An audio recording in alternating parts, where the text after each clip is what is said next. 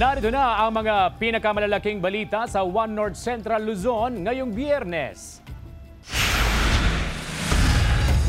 Salpukan ng kolong-kolong at motorsiklo sa Olongapo City sa pool sa CCTV. Mahigit 1.3 milyong pisong halaga ng hinihinalang shabu na kumpiska sa magkakahiwalay na operasyon sa Ilocos Sur at Nueva Vizcaya. Kumpanyang nasa likod ng Ghost Project sa Bawang La Union, sinampahan ng reklamo.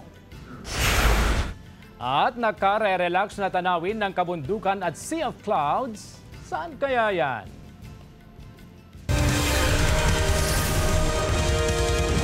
Ito ang GMA Regional TV, One North Central Luzon. Magandang hapon, ako si CJ Torida. 7 katao ang sugatan sa salpukan ng kolong-kolong at motorsiklo sa Olongapo City. Insidente sa pool sa CCTV. Narito ang report. 7 katao ang sugatan sa salpukan ng kolong-kolong at motorsiklo sa Barangay Old Cabalan, Olongapo City, alas 8:50 kagabi. Sa kuha ng CCTV ng barangay, makikitang papasok sa pakurbang bahagi ng kalsada ang kolong-kolong. Pagdating sa gitna, lumipat ito at nag-overshoot sa kabilang linya. Saktong paparating ang motorsiklo. Sinubukan pang umiwas ng rider, ngunit kumabig din ang driver ng kolong-kolong kaya nagbanggaan ang dalawa. Nung na-reach po nila yung along National Highway adjacent to Barangay Old Cabalan, Olongapo City, na-encroach po nila yung opposite lane, ma'am. Nasa lubong po nila yung yung vehicle po natin, yung na motor po. Yun po, nagkaroon po sila ng ng head-on collision. Sa lakas ng impact, tumilapan ang 6 na sakay ng kolong-kolong kabilang ang driver nito. Tumilapon din ang rider ng motorsiklo. Rumisponda ang medical team ng barangay at lungsod at dinala sa pagamutan ang mga biktima. Patuloy na inaalam ang pagkakakilanlan ng mga sugatan habang iniimbestigahan ng pulisya ang sanhi ng aksidente. Yung driver, saka yung 3 passenger up to na, ma'am, is unconscious pa rin sa ospital. Ito yung sa kolong-kolong. Pero yung 2 pasahero, ma'am, outpatient na po, ma'am. Yung sa single motorcycle, ma'am, nagtamo din po siya ng mga injury. Pero ma'am, po siya, nasa labas na po siya ng ospital. Nagpaalala ang mga otoridad na magdoble ingat sa pagmamaneho upang maiwasan ang kahalintulad na aksidente. CJ Torida, One North Central Luzon. Dinisqualify ng COMELEC si Tarlac City Mayor Susan Yap Sulit dahil sa residency requirement at binabawi ang kanyang proklamasyon. Sa isang pahayag, gagamitin daw ni Yap Sulit ang lahat ng legal na paraan upang ipaglaban ang katotohanan. Narito ang report.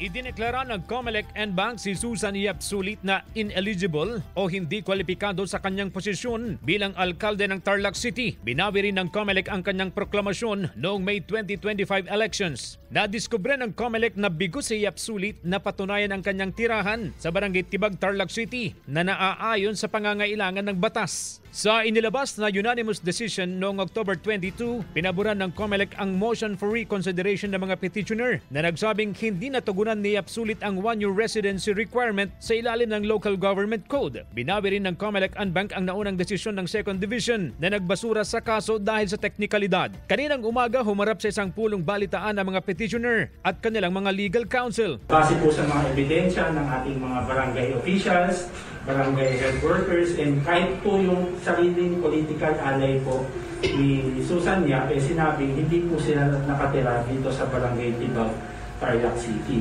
And lalong-lalong na ho, nakita po doon na warehouse lang po yung sinasabing bahay po niya. Sa isang opisyal na pahayag na nakapost sa official Facebook page ni Mayor Susan Yap Sulit, wala pa raw siyang natatanggap na opisyal na kopya ng desisyon ng COMELEC and Bank. Tinitiyag din daw ng company Yap Sulit na gagamitin nila ang lahat ng legal na paraan upang ipaglaban ang katotohanan. Maaari naman humingi ng temporary restraining order ang company Yap Sulit sa Korte Suprema. Pero kung wala pang ibinababang TRO sa loob ng 5 araw, simula noong lumabas ang desisyon ng COMELEC and Bank, maaari nang mag-issue ng Certificate of Finality ang komisyon upang ipatupad ang desisyon nitong pagbawi sa proklamasyon ni Yap Sulit. Nakaantabay raw ang Tarlac City DILG office sa anumang sitwasyon at handa raw silang makipag-ugnayan sa COMELEC sa anumang hagbang. DILG naman po, siyempre ang naglabas po ng desisyon ay COMELEC. Alam po meron pong ilang days siya nahihintayin for the execution po na ilalabas po ng COMELEC, the writ of execution. Sa pagbawi ng proklamasyon, mababakante ang posisyon ng alkalde at sa ilalim ng Section 44 ng Local Government Code, kung mababakante ang posisyon ng mayor,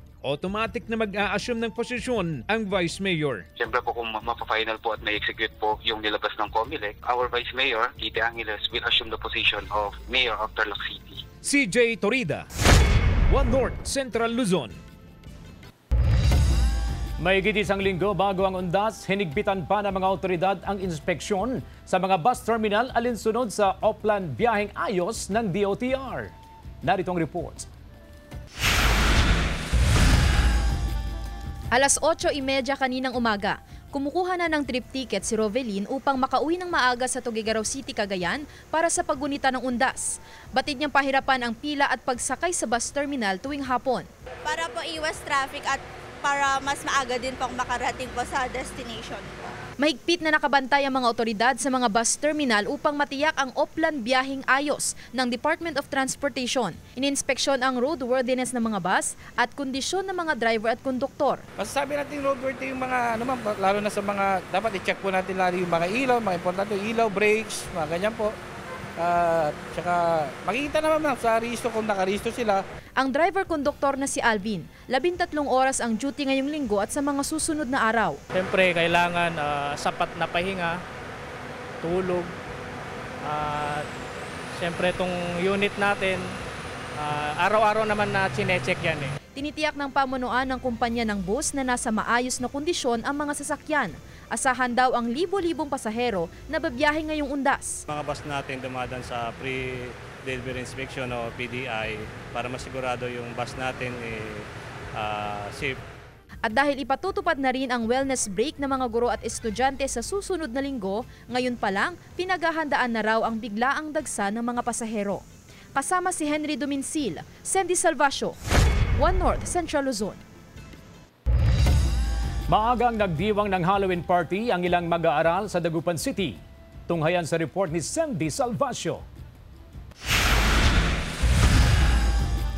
Kinarir ang mga Halloween costume at umaapaw ang excitement ng mga mag-aaral ng Special Needs Education o SNED sa West Central Elementary School 1 kaninang umaga. May pa-trick or treat ang mga ito bilang bahagi ng kanilang Halloween party. Kita sa kanila ang tuwa sa dami ng mga candy na kanilang nakolekta. Pagkatapos ng kanilang trick or treat, nagpasiklaban din sila sa kanilang talent portion. May ilang sumayaw at ang ilan bumirit sa pagkanta. Bakit ganyan ang iyong pag-ibig? Next year ulit hanggang sa Monday, November 3, 2025. Ang happy for you guys. Ayon sa SNED coordinator ng paaralan, taon-taon nilang isinasagawa ang Halloween party simula pa noong 2018. For happiness naman nila, socialization skills, yung kanilang pakikipag-bonding sa isa't isa, tapos syempre pag nakikita nila yung mga classmates sila, tapos mayroon sila mga candy, happy lang sila. Maliban sa kasiyahan na naidudulot dito sa kanila, nahuhubog din ang kanilang socialization skills. Ayon sa ilang magulang, malaking tulong daw ang mga ganitong aktibidad sa kanilang mga anak. Kahapon nga, very excited na siya, naghanap ng costume niya. Kaya sabi ko, dati hindi siya ganyan, pagka hindi siya mahihain siya. Nung na-enroll ko siya dito sa speed na to, mas maganda ang kinalabasan ng. Isa rin sa layunin ng aktibidad ang iparamdam sa kanila na hindi sila naiiba sa lipunan. Kasama si Henry Dominsil, Sandy Salvacio, One North Central Luzon.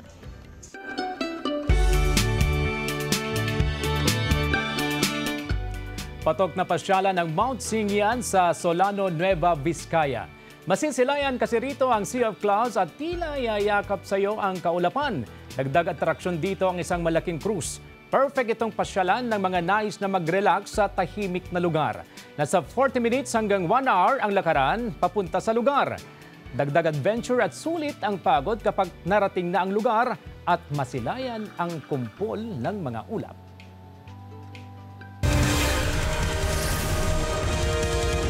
Ito ang GMA Regional TV, One North Central Luzon.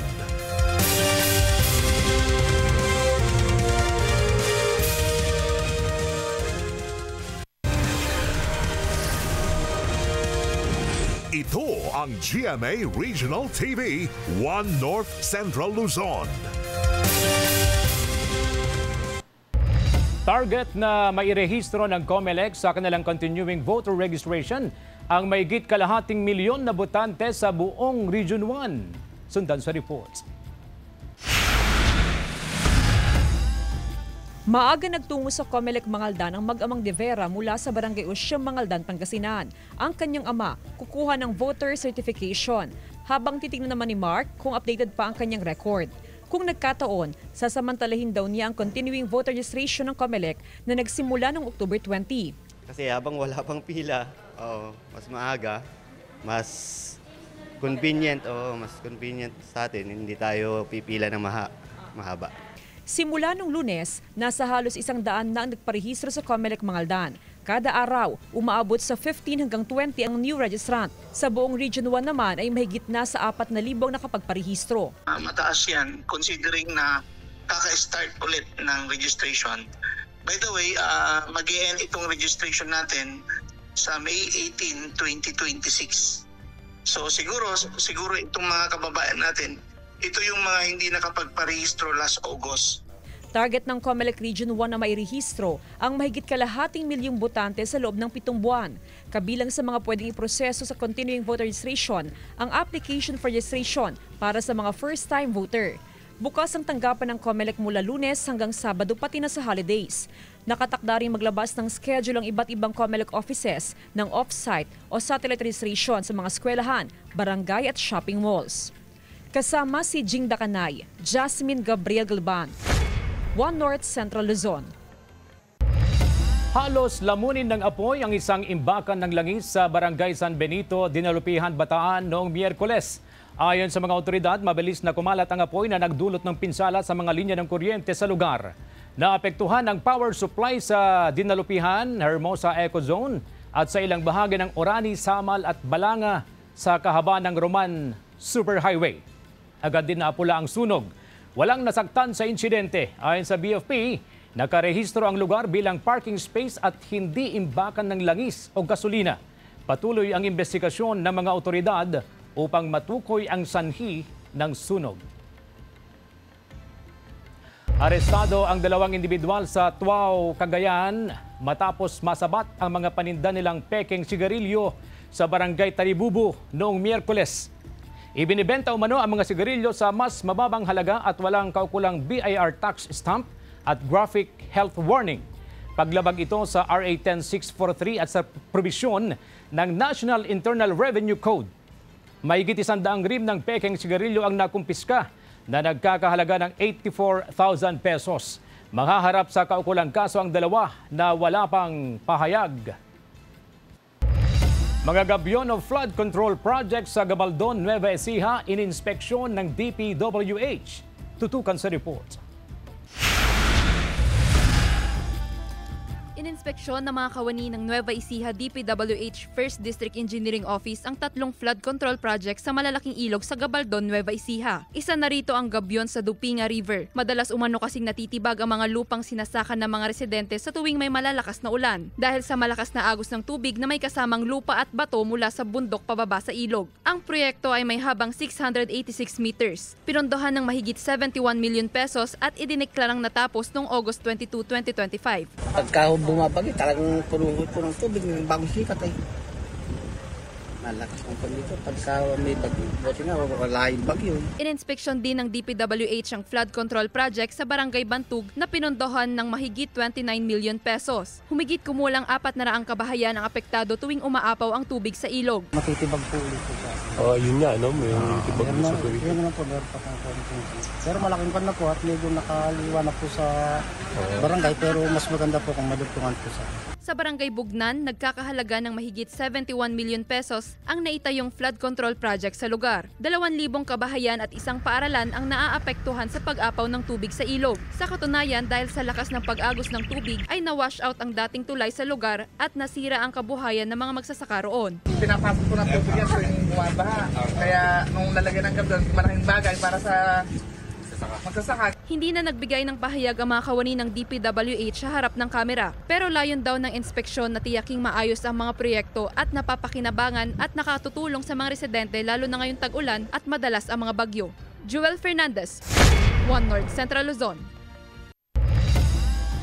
Mga kapuso, inilabas na ng POSO ang traffic rerouting scheme na ipatutupad sa Dagupan City sa darating na undas. Magibalita tayo live kay Jasmine Gabriel Galban.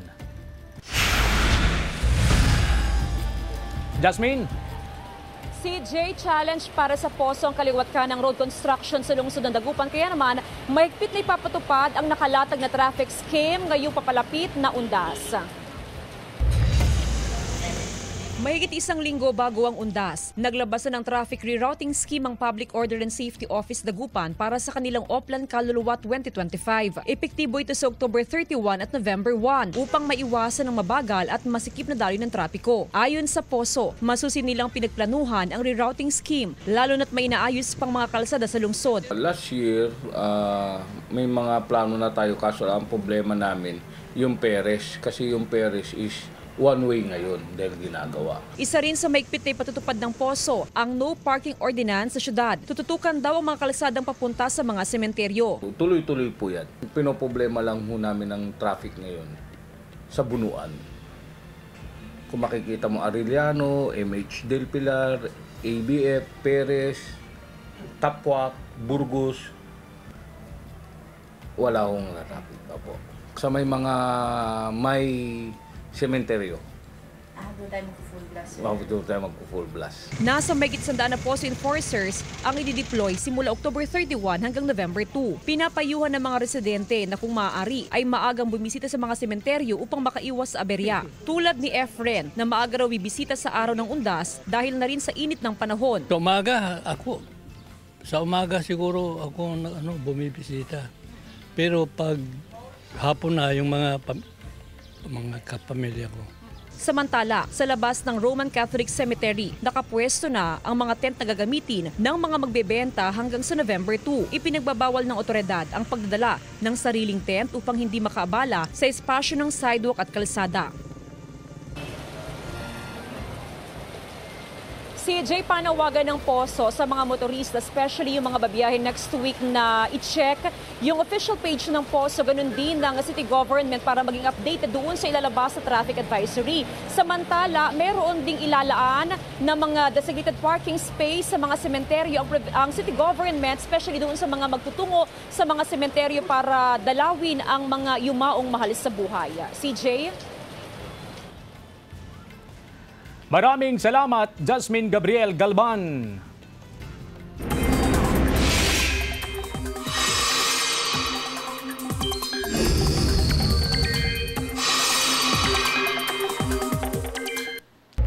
Mga kapuso, nalusaw na ang low pressure area na dating bagyong Salome, pero may tsansa pa rin ng pag-ulan. Dahil yan sa Intertropical Convergence Zone o ITCZ na naka-aapekto sa Mindanao.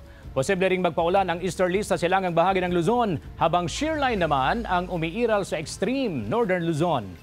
Base sa datos ng Metro Weather, mataas ang tsansa ng matinding ulan sa Nueva Ecija. Asahan din ang malakas na ulan sa ilang bahagi ng Cagayan Valley, pati sa mga probinsya ng Pangasinan at Tarlac. Posible rin ang pag-ulan sa iba pang bahagi ng bansa.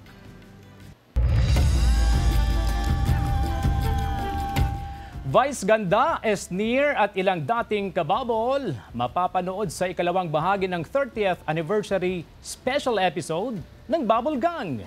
Tunghayan sa report. This Sunday na mapapanood si Uncabogable star Vice Ganda sa second part ng 30th anniversary special episode ng longest kapuso gag show na Bubble Gang. Sa upcoming skit ni Meme Vice with Charis Solomon at kapuso comedy genius Michael V as the iconic Mr. Asimo, kaabang-abang ang tarayan ni na Vice at Mr. Asimo. Makakasama rin ni Eva Charis Solomon si ex-PBB housemate and sensational viral Beshe Esnir. Sa agresibo, maghaharap na rin si Paulo Contis as Emil Maangil at si kapuso action man Emil Sumangil. Makikisaya rin sa episode ang ilang dating kababol. Abangan yan sa Linggo, 6:10 PM dito lang sa GMA.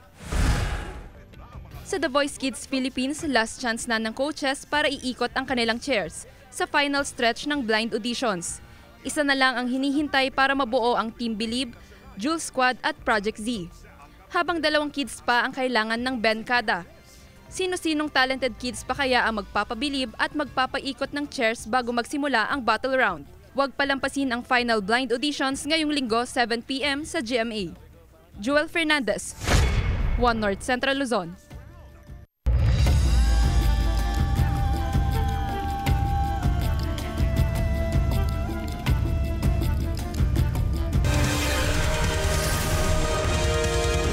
Ito ang GMA Regional TV, One North Central Luzon.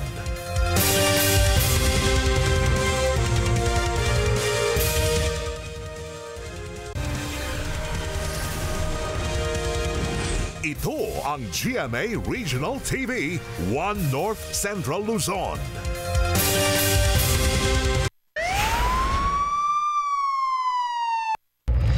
Patay ang delivery rider matapos bumangga sa kasalubong na elf truck sa kalsadang sakop ng Barangay Pangawan, Cayapa, Nueva Vizcaya, umaga noong Miyerkules. Sa investigasyon ng PNP, natumba ang 26 anyos na rider sa palikong bahagi ng kalsada at nasakop ang linya ng kasalubong na truck. Nagtamo ng sugat sa iba't ibang bahagi ng katawan ng biktima na sanhi ng kanyang pagkamatay. Ligtas ang driver ng truck na wala pang pahayag. Sinisikap ng GMA Regional TV na makuhanan ng pahayag ang kaanak ng biktima.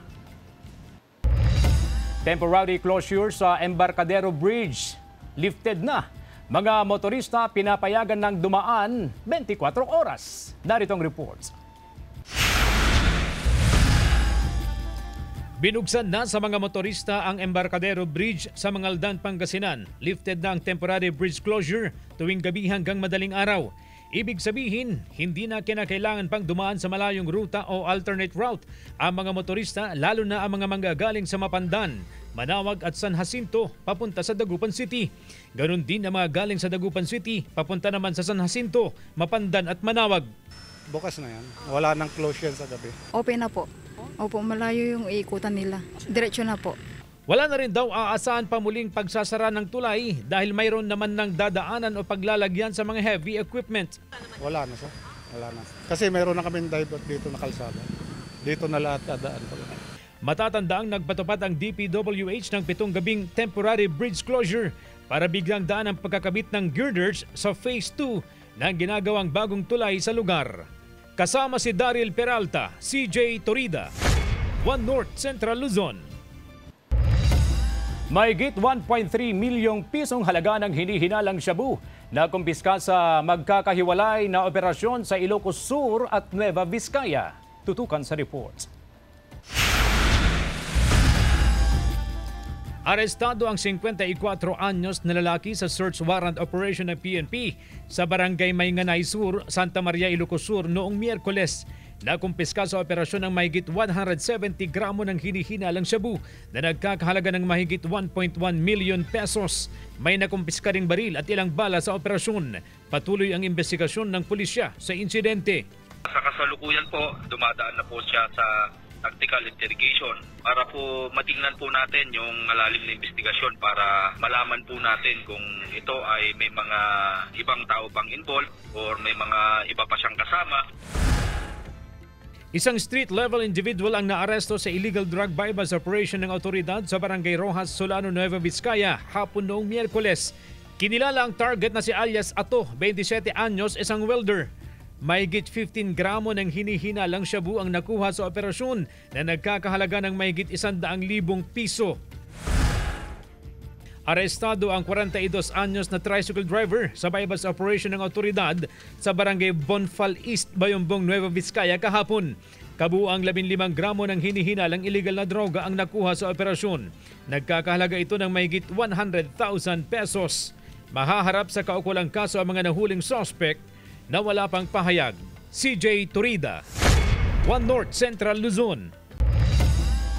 Nasagip ng Philippine Coast Guard ang 4 na mangingisda sa karagatang sakop ng Mariveles, Bataan matapos masira ang kanilang bangka. Halos 3 araw silang nagpaanod. October 15, nagmatunton ng mga otoridad ang mga mangingisda. Sumailalim sa medical evaluation ang 3 mangingisda. Maayos naman ang kalagayan ng isa. Batay sa ulat, nasiraan ng alternator ang bangka kaya inanod sa dagat simula pa noong October 12. Patuloy namang pinaiigting ng Philippine Coast Guard ang kanilang mga search and rescue operation upang matiyak ang kaligtasan ng mga mangingisda sa karagatan ng bansa. Sinampahan na ng reklamo ang kumpanyang nasa likod ng Ghost Project sa Bawang La Union na ininspeksyon ng DPWH noong Setyembre. Tutukan sa report. Sa kabilang side ng dike. Nakapatong lang siya, peke eh. Dismaya ang inabot ni DPWH Secretary Vince Dizon nang inspeksyonin ang dike at riprap na ito sa Bawang La Union noong Setyembre. Ang 2 metrong haba dapat na tubong ikinabit sa dike. Wala pang isang talampakan at tila ipinatong lang sa lupa. Hindi yan tagusan, no? Props lang. Sir, pa. Anak ng mga tao. Inireklamo na ng DPWH ng graft at malversation through falsification sa Office of the Ombudsman ang kumpanyang Silver Wolves Construction Corporation. Ang proyekto kasi nagkakahalaga ng halos 180 million pesos. This was a project that was visited several weeks ago, which was found to be very substandard, but already fully paid, even if it was not yet completed. Ang Silver Wolves iniuugnay kay Benguet Representative Eric Yap na naging chairman din noon ng House Committee on Appropriations. Silver Wolves Construction Corporation, a person of interest here is Congressman Eric Yap, who is known to be the beneficial owner of the company. He divested from it a few years ago, supposedly, but there is reason to suspect that he is still the beneficial owner of the company. Dawit din ang kapatid ni Yap na si ACT-CIS Party List Representative Edvic Yap at si Bulacan 6th District Representative Salvador Pleito. Ayon kay Ombudsman Jesus Crispin Remulla, sila ang lumabas sa report ng Anti-Money Laundering Council na tumanggap umano ng hindi bababa sa 70 million pesos mula sa mag-asawang Curly at Sara Diskaya. Kasama sa remittance ng Diskaya na natag ng Anti-Money Laundering Council. Bank-to-bank transfer. 2020 and 2019. Kasama sila sa pagkilos ng kontrata. Sila ay nakikialam at nakikiisa sa pagkilos ng kontrata. Bakit mo bibigay ang kontratista ng 70 million papunta sa isang tao kung hindi dahil sa kontrata? Kausap na ng Ombudsman ang AMLAC para humingi sa Court of Appeals ng freeze order sa mga ari-arian at bank accounts ng 3 persons of interest. Sinusubukang makuha ng GMA Regional TV ang pahayag ng magkapatid na Yap at ni Pleito. We have to adopt rules of procedure regarding live streaming. So, in fairness to the parties that are going to attend, we have to have a rules of whether they consent or not. CJ Torida, One North, Central Luzon.